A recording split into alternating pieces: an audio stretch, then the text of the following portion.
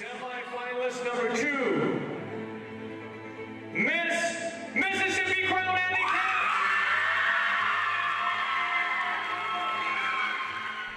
So like this was my first title. That is McKenna, and I will show you the new picture of her. So that is her when she was my teen. I've been competing in this organization so long that every single one of my teens I have competed alongside as a Miss. My name is Annie Camps. I'm a second-time master's student, a continual learner. I'm also a title holder in Miss America, and everyone's eyes light up because no matter where you go or what you do, you know who Miss America is, you know what she represents, and so that's really the talking point. But this was actually the first pageant I ever did, which was Miss McHenry County 2014. I actually ordered this for myself off of the Sash Company website because I resigned my Miss McHenry County title due to excessive bullying from the director. The last title I'll have as well, which is why it's so white and shiny. So don't check on me a year from now because I'll be 29 and dead. Mississippi Crown Handicap! I've always been interested in pageantry. Miss America used to be on TV, but you would watch that and say, well, that's obviously never going to be me for this, that, other reason. And so I knew that they were a thing, but like higher education and food, that just wasn't something that my family could afford. So these shoes are 10 years old, and this is what I used to compete with as well because I just couldn't afford to buy these types of things. And that's what pageantry does for you. It goes from not being able to afford $60 dance shoes for a local competition to graduating debt-free with your second master's degree. My mom unfortunately struggles with mental health issues, same as myself.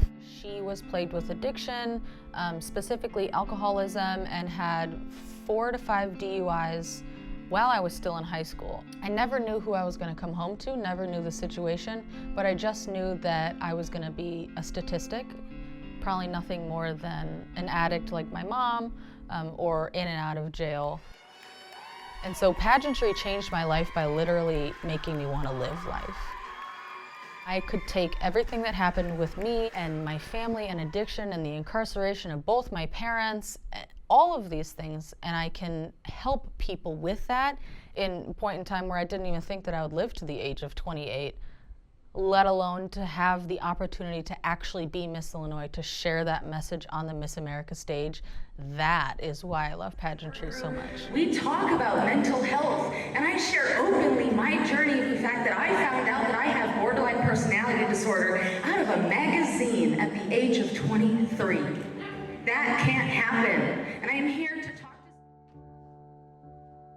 The hardest moment is actually me sitting on the steps outside of a pageant and saying out loud, audibly, am I gonna do this again?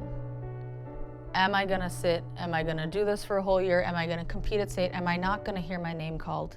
Am I gonna do all of this again for one more year? For what? It's not because I want all of these sparkly bows and shiny crowns and all of this attention. It's legitimately, what am I doing this for? These are all of our Miss Illinois program books, and so we always have pictures of all of the women competing. Don't put her in there. You can, but put little horns over it.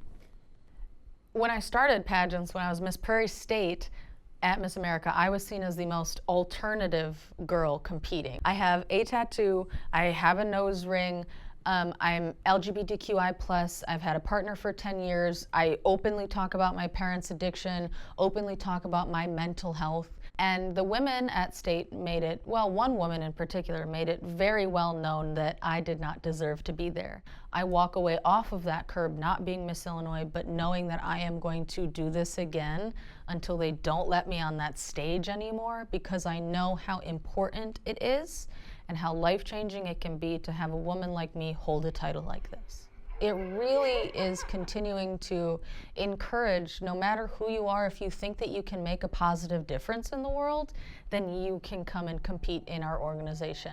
It is a cornerstone for community, for sisterhood, for love, for scholarship, for making the world a better place. There's always going to be a mean girl everywhere, and I've dealt with them myself.